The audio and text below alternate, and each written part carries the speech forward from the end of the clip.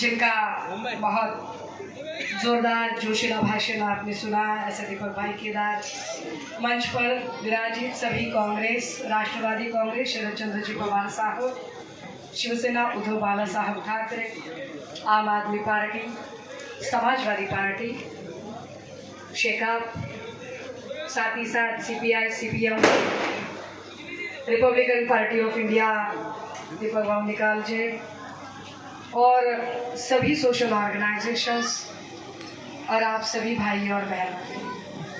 काफ़ी समय हुआ है, 20-25 मिनट बचे हैं, कल का आखिरी दिन प्रचार का बाकी है और जोरों शोर से हर तरफ से नारे लगाए जा रहे हैं।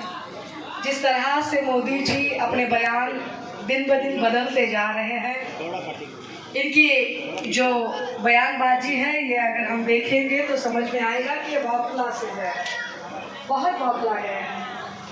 पहले कुछ मंगलसूत्र की बात कर रहे थे, फिर हिंदू मुसलमान की बात कर रहे थे, फिर उसके उपरांत और कुछ कभी कुछ बात कर रहे, फिर अदानी अंबानी पर आ गए, फिर कहने लगे कि नहीं ये शिवसेना नकली है।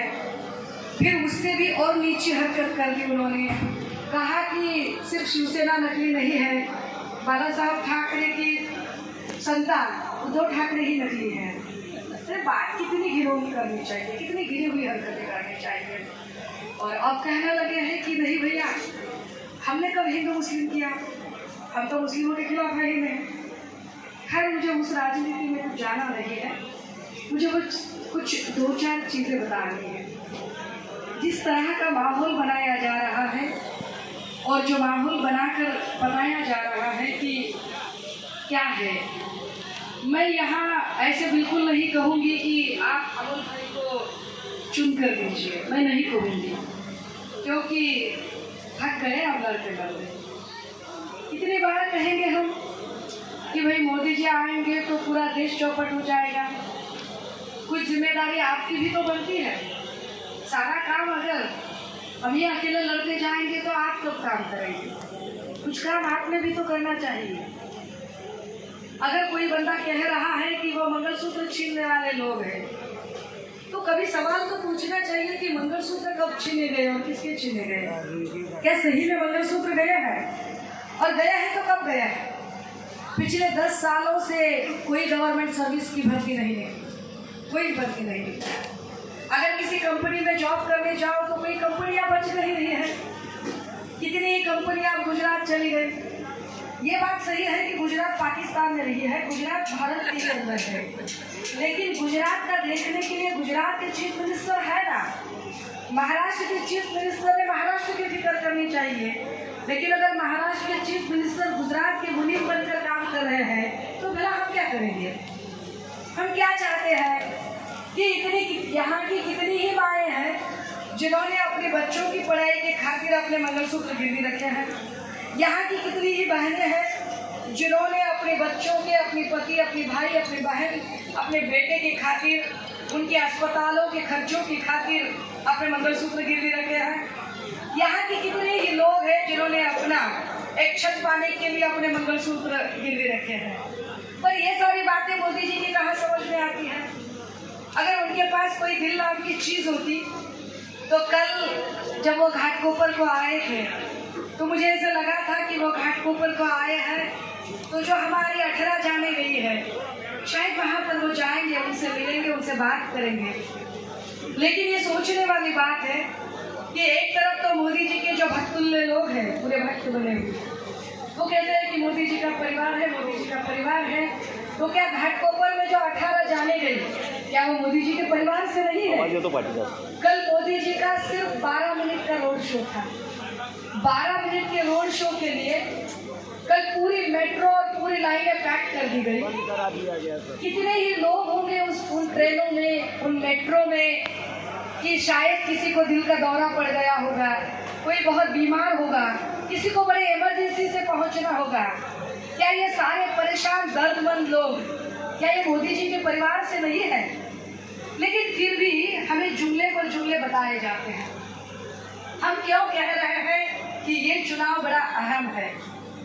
जरा याद कीजिए, खैर मैं उस बातों पर अब नहीं जाना चाहती कि राज ठाकरे ने क्या कहा क्या नहीं, क्योंकि मैंने कल ही कहा है Raj Thackeray is not my target. मेरा टारगेट ही नहीं है वो, क्योंकि मुझे ना मेरी टक्कर का कोई हो तो उससे कंपेरेबल करने आता है। जो खुद अपने कर्म से जो खुद खत्म हुआ है उस पर क्या बात करनी है। लेकिन ये वही लोग हैं राज ठाकरे को अपने कांधों पर आज जो लेकर बैठे हैं, जो अपनी गोद में खिला रहे हैं, शायद वो लोग भूल रहे हैं कि ये वही राज ठाकरे हैं जिन राज ठाकरे ने उत्तर भारतीयों के साथ क्या दुर्व्यवहार किया था। क्या भूल गए ये सारे लोग कि यहाँ जब पर्यूषण काम चल रहा था तब जो जैनों के हमारे जैन भाइयों के घर हैं उनके घरों के आगे जाकर मुर्गियाँ काटने का काम किसने किया? तो इसी राज ठाकरे और इनके लोगों ने किया था।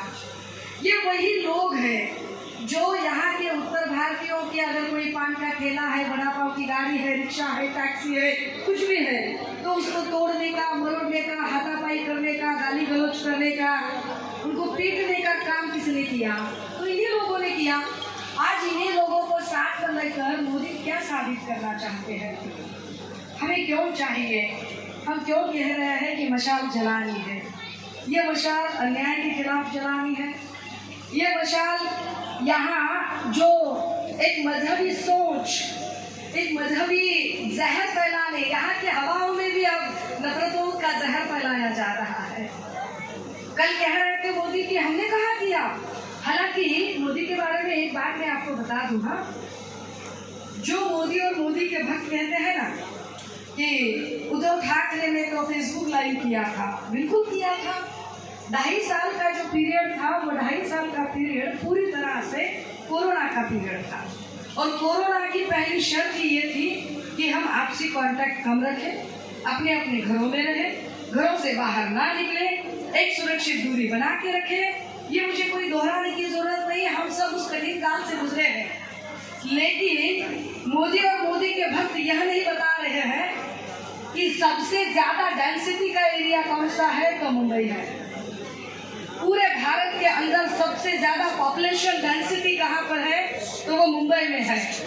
ऐसा होने के बावजूद भी जब उत्तर प्रदेश में कितनी ही लाशें नदी पर तैरती नजर आ रही थी, गुजरात में कितनी ही लाशें रास्तों पर जलाई जा रही थी, यह एक ऐसा महाराष्ट्र है जहाँ हर एक जाति और धर्म के हर एक लाश को उनकी जात और धर्म के हिसाब से पूरे एहतमाम के साथ दफनाया या जलाया जा रहा था। ये उद्धव ठाकरे जी का काम। ये वही महाराष्ट्र है और महाराष्ट्र की ये वही मुंबई है जिस मुंबई में पॉपुलेशन डेंसिटी सबसे ज्यादा पूरे भारत और पूरी दुनिया में सबसे ज्यादा आबादी, कम जगह में सबसे ज्यादा आबादी कहाँ पर है, तो मुंबई में है। और सिर्फ महाराष्ट्र में नहीं, सिर्फ भारत में नहीं, बल्कि दुनिया के वर्ल्ड हेल्थ ऑर्गेनाइजेशन ने कहा कि कोरोना काल में सबसे अच्छा काम अगर किसने किया है तो वो भारत में, भारत के महाराष्ट्र में, महाराष्ट्र के उद्धव ठाकरे ने सबसे अच्छा काम किया। अब इतना सब कुछ होने के बावजूद वो जो कह रहे हैं कि नहीं आपने क्या किया, तो बोलते हैं कि कोविड में तो घोटाला हुआ।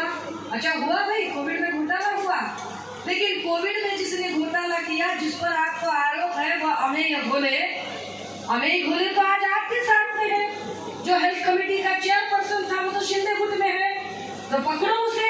किसने रोका है आपको? अगर आपको लगता है कि कारपोरेशन में कुछ गफला हुआ था, तो कारपोरेशन का स्टैंडिंग कमेटी का चेयरपर्सन कौन थे? तो यशवंत यादव थे।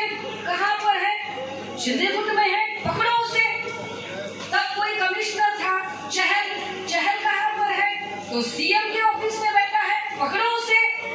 यानी कि सारे के सारे करप्टेड लोग आपके पास है और आप बोल रहे हो कि नहीं मोदी की गारंटी है, ये मोदी की गारंटी है।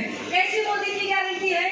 अरे भाई, मोदी की गारंटी माने जो जितना बड़ा भ्रष्टाचारी उसकी उतनी बड़ी सत्ता में भागीदारी, ये मोदी की गारंटी नहीं है। अगर प्रफुल्ल पटेल 149 करोड़ का घोटाला करेगा तो बोलेंगे चलो आ जाओ मेरे बाजू में बैठ जाओ। अगर अशोक चौहान बोलेगा कि आदर्श घोटाला क्या, अच्छा चलो चलो तुमको मैं एमपी बनाता हूँ, खासदार बनाता हूँ तुमको। और अजीत दादा अगर बोलेंगे कि तो मैंने 70,000 करोड़ का घोटाला किया है, अरे बाप रे इतना बड़ा काम किया तुमने, 70,000 करोड़ का घोटाला, अरे बहुत बढ़िया ने बड़ा काम किया, चलो चलो तुमको डीसीएम बनाता हूँ। किसने किया? मोदी ने किया है ना, हमने थोड़ी किया। आपने बोला था कि भ्रष्टाचारियों को खत्म करेंगे, जैसे हम बोलते हैं ना कि भाई पूरा कचरा खत्म करेंगे। अगर घर साफ करना है, ये गली कूचा साफ करना है, कचरा खत्म करना है, तो क्या करना पड़ेगा? एक डस्टबिन बनानी पड़ेगी और डस्टबिन में पूरा कचरा इकट्ठे करना पड़ेगा। हाँ, महाराष्ट्र से आपने पूरे भ्रष्टाचारी इकट्ठे किए, लेकिन कौन सी डस्टबिन इस्तेमाल की? तो भारतीय जनता पार्टी नाम की डस्टबिन, बीजेपी नाम की वो जो कूड़ेदान था, उस कूड़ेदान में आपने सारे भ्रष्टाचारी संभाल लिए। तो हमको काहे पूछ रहे हो? तो फिर कहते हैं फिर हिंदू मुस्लिम पर आ रहे हैं। हम हमारे हिंदू भाइयों से भी कहना चाहते हैं और मुस्लिम भाइयों से भी कहना चाहते हैं, ये बड़ी पुरानी राजनीति है उनकी, मजहबी सोच फैलाने वाली। लेकिन आप जरा याद रखें, नुपुर शर्मा जो मुस्लिमों के खिलाफ काफी गलत बात बोल रही थी, नुपुर शर्मा किस पार्टी की थी? बीजेपी की। रमेश बिधोरी, जिस रमेश बिधोरी ने पार्लियामेंट में एक मुस्लिम एमपी के लिए घटना और सुनता तक के और कितनी ही गलत तरीके से बात रखी, वो रमेश बिधोरी किसका था? बीजेपी का सांसद था। बिल्किस बानो के जितने भी बलात्कारी आरोपी छूट गए तो उनको मिठाई खिलाने वाले कौन थे? यही बीजेपी के लोग थे। हाथरस उन्नाव कठुआ जब हुआ और वहां उन्नाव में हमारी छोटी सी बच्ची, उसको दरिद्री से नोच डाला, तब वो जो बलात्कारी एमएलए था कुलदीप सेंगर, उस कुलदीप सेंगर के समर्थन में मोर्चे निकालने वाले कौन थे? यही बीजेपी के लोग थे। जो मोदी कह रहे कि मैं हिंदू मुस्लिम की बात नहीं करता, तो हम पूछना चाहते कि भाई मंगलसूत्र की बात किसने छेड़ी? तो इसी मोदी जी ने छेड़ी। ज्यादा बच्चों वाले लोग कौन बोला? यही मोदी जी।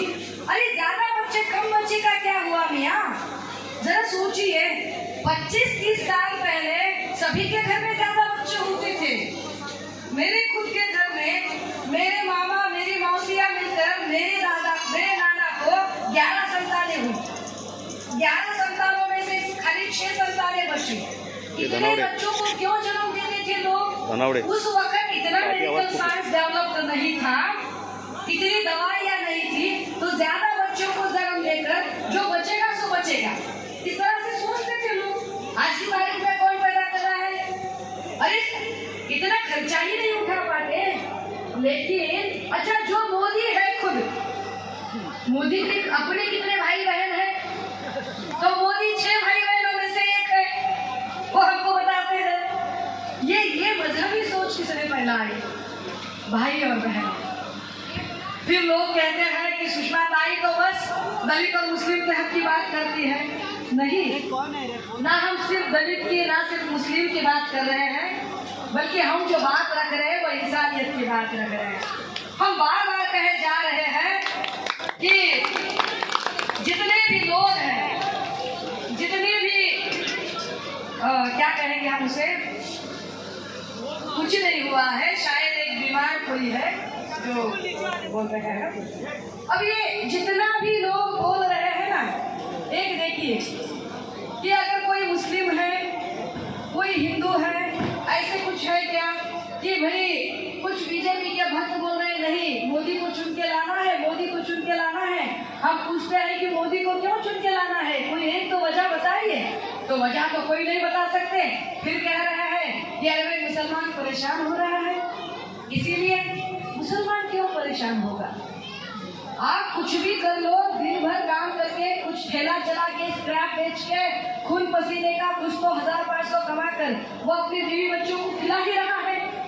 और सिर्फ मुसलमान परेशान हो रहा है ऐसे नहीं, अगर परेशानी की बात है तो आप सोचिए कि अगर मुसलमान को 1250 रुपए में गैस मिलती है तो क्या हिंदू को 200 रुपए में मिलती है? अगर मुसलमान को तुअर की दाल 200 रुपए किलो में मिलती है तो क्या हिंदू को 20 रुपए किलो में मिल रही है? अगर मुसलमान 2.5 से 3 लाख रुपए भरने पड़ रहे हैं, तो क्या हिंदू के बच्चे को फ्री में एडमिशन मिल रहा है?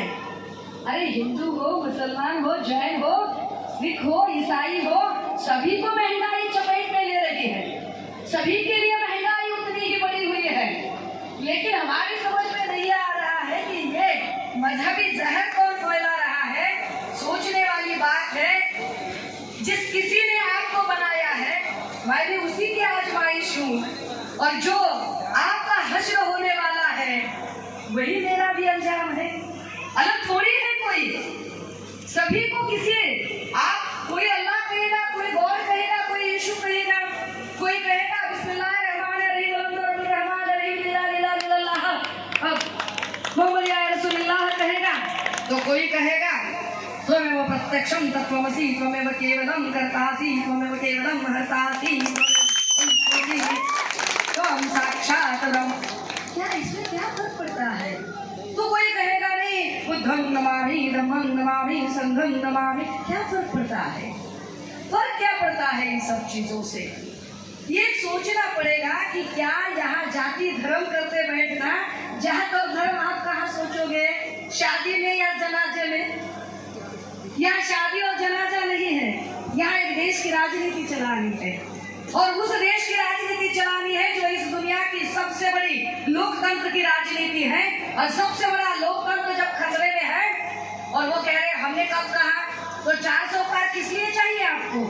क्योंकि अगर पूरा संविधान बदलना है तो उनको 272 की मेजोरिटी लोकसभा में लगेगी, लेकिन सिर्फ 272 लोकसभा लेने से नहीं बात चलेगी, उनको राज्यसभा में भी 2/3 मेजोरिटी चाहिए, और अगर राज्यसभा में 2/3 मेजोरिटी चाहिए तो लोकसभा में उनको पहले 400 पार करना पड़ेगा।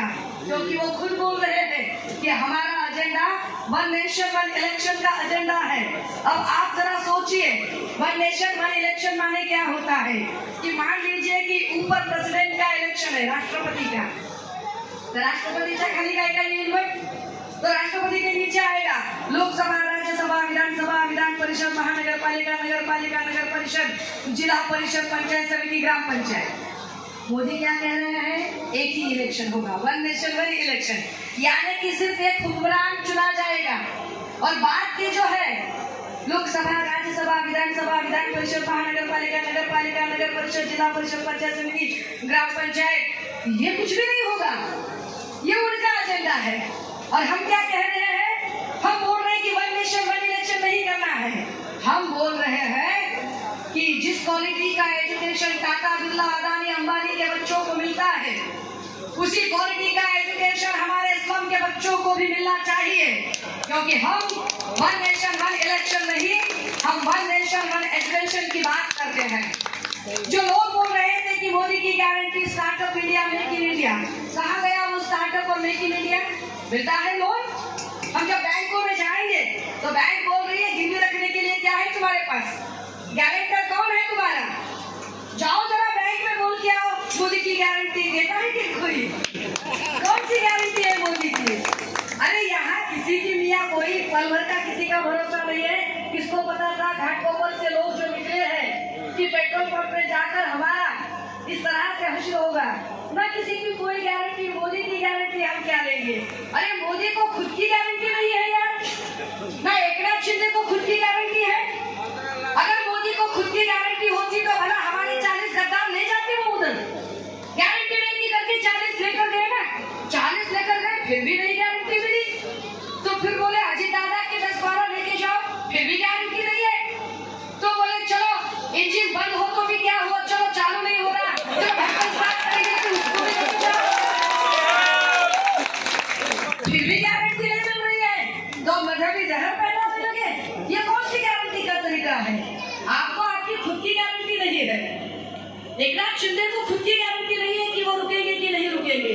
जिन लोगों को खुद की गारंटी नहीं है और जो लोग अपनी गारंटी के लिए नहीं हमको मोदी को चुन के लाना है, अरे भाई एक वजह तो बताओ कि क्यों चुन के लाना है। हम आपको 100 वजह बताएंगे कि हम आपको क्यों नकार रहे हैं। इस देश के संविधान के खातिर हम आपको नकार रहे हैं। यहाँ हम जितने भी हिंदू, मुस्लिम, सिख, ईसाई सब हम भाई भाई हैं। यहाँ हमको हमारा आपसी जो मजहबी सलोखा है वो बचाए रखने के लिए हमको मोदी नकारने की जरूरत है। और हमें क्यों बोल रहे हैं कि हमें नहीं चाहिए। यहाँ कौन वाइकर साहब है? रविंद्र वाइकर। अब देखिए, हाँ अभी रविंद्र वाइकर जी जो है, नहीं रविंद्र वाइकर जी को लोग बाय करेंगे। मुझे लगता है कि रविंद्र वाइकर जी कितना भी जोर शोर से कुछ भी कहे। मैं आपको एक किस्सा बता दूं, मेरे पास समय ज्यादा नहीं है, लेकिन अभी महाराष्ट्र टाइम्स को उन्होंने एक इंटरव्यू दिया और इंटरव्यू में वो एकाएक ही बोल गए कि मेरी इच्छा नहीं थी भाई मातोश्री को छोड़कर जाने की, लेकिन इन लोगों ने मुझे बड़ा प्रेशराइज किया, ब्लैकमेल किया। या तो मुझे जेल जाना पड़ता या फिर शिंदे गुट में, तो जेल की बजाय मैं शिंदे गुट में चला गया। अब जैसे उन्होंने ये इंटरव्यू ऑनलाइन दिया तो पन्ने छपने तैयार हो गए।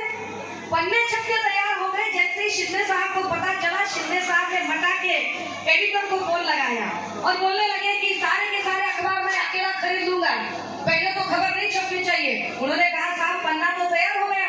अच्छा ठीक है, पन्ना तैयार हो गया तो पूरे अखबार मैं खरीद लूंगा। तो कहने लगे कि नहीं साहब, बहुत सारे लोगों के एडवर्टाइज होते हैं तो हम ऐसे नहीं कर सकते, हमें इसका वितरण करना ही पड़ेगा। कितनी कोशिश की शिंदे साहब ने, लेकिन उस दिन अखबार निकला। लेकिन मैं दावे के साथ बोल सकती हूँ, मुझे कुछ लोगों की फिक्र है इसलिए बात नहीं कर रही हूँ। वहां पर वो इंटरव्यू ना जाए, उतना ही जितना उन्होंने बोला है ऑन कैमरा, वो कट करने के लिए शिंदे साहब ने अपनी पूरी ताकत लगाए। खैर ताकत, हमें उससे कोई परहेज नहीं, पर वाइकर जी अगर खुद, क्योंकि मुझे ऐसे लगता है, जो मेरा इल्म कहता है कि आप चाहे किसी से भी झूठ बोल सकते हो, आप चाहे आवाम से झूठ बोल सकते हो, माता पिता से झूठ बोल सकते हो, अपना जो उस्ताद है उससे झूठ बोल सकते हो, लेकिन आईने में जब अपना अक्स देखोगे तो अपने आप से आप कभी नहीं झूठ बोल सकते हो। मेरा दावा है कि रविंद्र वाइकर जी अपने आप से कभी झूठ नहीं बोल पाएंगे कि यार मैं गलत कर रहा हूँ। सही मायने में अगर कोई जीत कर आना चाहिए तो वो अमल कीर्ति कर जीत कर आना चाहिए, वो मानेंगे। क्योंकि मैंने देखा है कि महाप्रबोधन यात्रा के दौरान जब रविंद्र वाइकर जी मेरे साथ मंच पर थे, तो मंच पर क्या कहा था उन्होंने, मुझे याद है। मंच पर वो कह रहे थे कि अरे दादा हो, मार्केट असते ना, तो मार्केट मध्ये एकदा विकलेला माल परत घेतला जात नाही, मग विकलेला आमदार खासदार कसा परत घ्यायचा।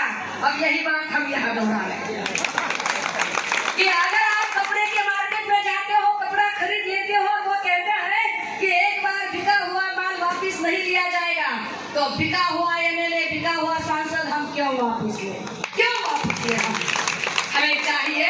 क्योंकि जो लोग जिनकी हैसियत कहीं गली कूचे में कोई पहचानता नहीं था, उनकी हैसियत अगर वंशा और सह्याद्री तक जाने की बना ली, जिनकी हैसियत इतनी बड़ी बना ली, जिनका इतना बड़ा ओहदा मकाम बना लिया, अगर ये लोग उनके साथ गद्दारी कर सकते हैं तो हमारे साथ कभी भी कर सकते हुई। हम कौन से हैं?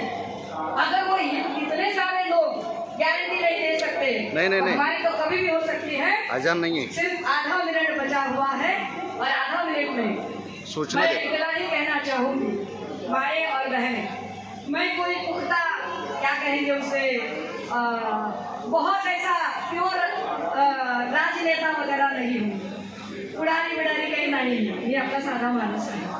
मला योग्य काय अयोग्य काय एवढंच कळतं। मी अजिबात कोणाला सांगायच्या भानगडीत पडत नाही की नाही आम्हालाच मत द्या, मला ते फार प्रचारकी वाटतं। मला एक कळतं की एवढा साधा विचार करा की जी माणसं 25-25 वर्ष त्यांनी आमदारकी, खासदारकी, मंत्रीपद दिली, त्यांच्याशी धोका आणि विश्वासघात करू शकतात, तर तुमच्याशी इमानदारी करू शकतील का? अमोल कीर्तीकर नावाचा जो आपला बाप तुटला गेला तरी जो माणूस काहीच बोलला नाही आणि इथे इमानदारीने थांबला, जो माणूस म्हणाला की माझ्या वडिलांच्या नात्यापेक्षा सुद्धा माझं इमान मोठं आहे, ज्या माणसाने वंदनीय बाळासाहेबांचा इमान राखा हा शब्द वापरून इथे कायम ठेवला, त्या अमोल कीर्तीकर भैयांच्या सोबत आपण उभे राहाल अशी माझी अपेक्षा आहे, खात्री आहे। कारण मशाल अन्यायाविरोधात पेटवावी लागेल। जिन लोगों ने गद्दारी के बाण हमारे सीने में भौंके हैं, वो बाण अब निकाल कर फेंकने पड़ेंगे और एक मशाल की लौ जलानी पड़ेगी। उम्मीद है कि आने वाली 20 तारीख को आप मशाल जलाएंगे, बखूबी जलाएंगे। मैं थोड़ी तबीयत नहीं कर पाई हूँ, लेकिन मुझे किसी की भी कोई भावनाएं आहत करने का कोई इरादा नहीं था। अगर मेरी वजह से कोई आहत हुआ हो, कोई दुखी हुआ हो, किसी को बुरा लगा हो, हालांकि आपको बुरा नहीं लगेगा, एक दो खबरी होते हैं, खबरियों का इतना कुछ नहीं होता। खबरी बेचारे 30, 60, 90 हाफ बिरयानी इतना ही होता है, ज्यादा कुछ नहीं होता। और मेरी गारंटी है रविंद्र वायकर जी को भी बुरा नहीं लगेगा। मुझे पक्की गारंटी है कि रविंद्र वायकर भी शायद मन में बोलेंगे कि ताई मुझे बहुत ब्लैकमेल किया है, मैं हारने के लिए तैयार हूँ, मैं अंदर से अमर कीर्तिकर का काम करूंगा। तो वायकर करेंगे अमर कीर्तिकर का काम, और अमर भैया यहाँ भारी भरकम मत से चुनकर आएंगे। विश्वास है आप सभी ने इतना समय दिया और इतनी संजीदगी से मुझे सुना। आप सभी के ऋण में रहते हुए फिर एक बार आप सभी के साथ एक जोरदार नारा लगाते हैं। और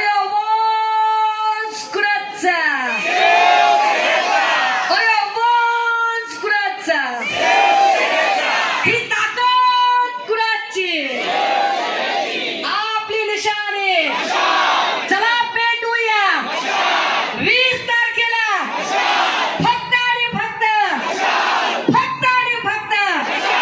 अमोल कीर्तिकरांची। Thank you so much.